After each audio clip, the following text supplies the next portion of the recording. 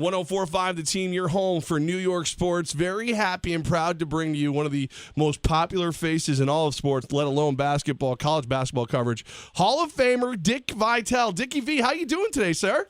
I'm doing great, man. A beautiful day here in Florida. The sun is shining and just relaxing, getting ready as the season now is upon us, and I can't wait. Well, before we get into the new season, Dickie V, last year ends on a buzzer beater. Is that like your favorite way for a championship to be won?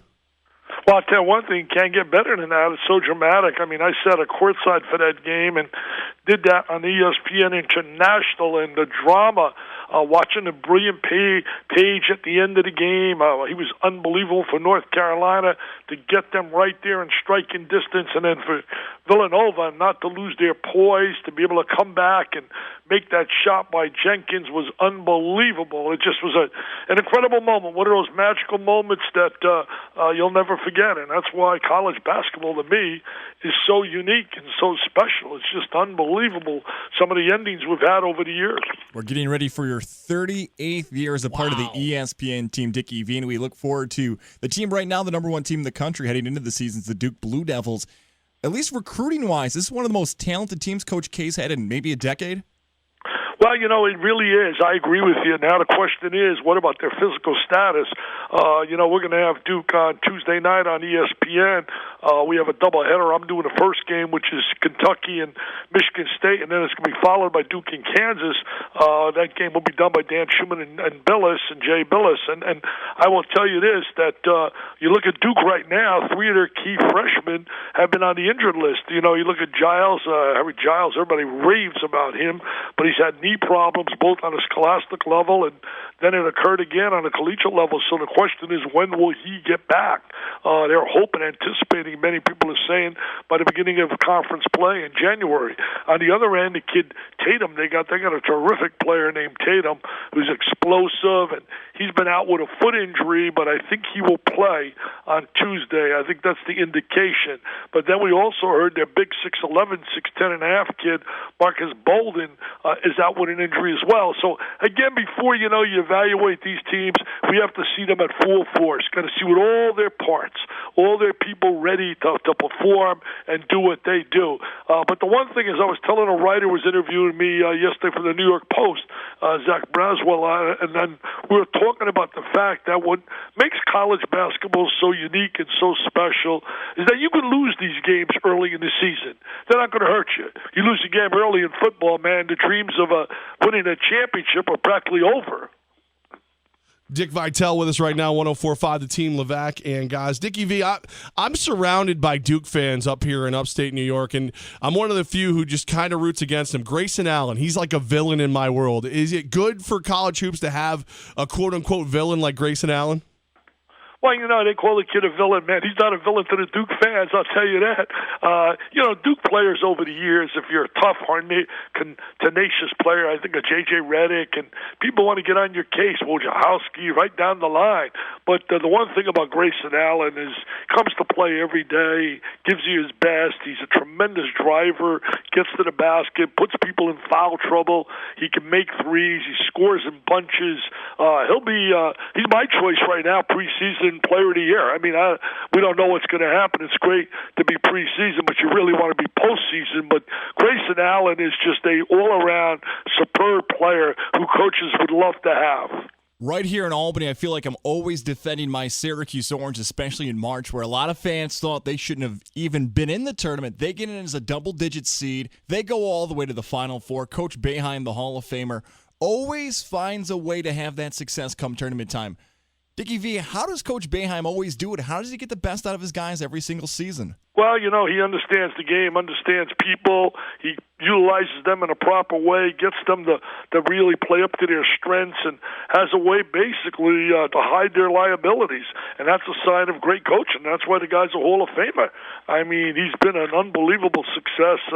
He has surprised some people along the way and really has had some great teams that maybe didn't go as far as some people would have anticipated. But again, Syracuse, Jim Boeheim, they can always put a team out that's going to battle, be competitive, and they're going to sit in a 2-3 zone and drive you nuts and drive you absolutely crazy.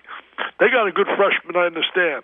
Dickie V, we always love having you on. We're at home for New York Yankees baseball. You're a big-time Tampa Bay Ray fan. When you see Joe Maddon get it done with the Cubbies, do you feel love for Joe, or do you look at him and go, why didn't you get it done here? Well, no, I don't blame, Joe going, really, seriously. 5 years, $5 million a year, chance to win, beautiful Wrigley Field, sellout crowds. I mean, I've talked to Joe this year. I went to a game when he played in Atlanta, and I was sitting on the dugout with him, and, he's just a master communicator, and I shared that. I don't blame him. I would love to see him in Tampa Bay. I'd love to see him with the Rays. But, it's not, you don't have to go to Harvard to figure out if the Cubs are going to offer you $5 million a year for 5 years, and somebody else is giving you $2 or $3 million, and plus the fact you're going to have great young talent, and you're going to have a sellout ballpark, every game versus 9, 10, 11,000.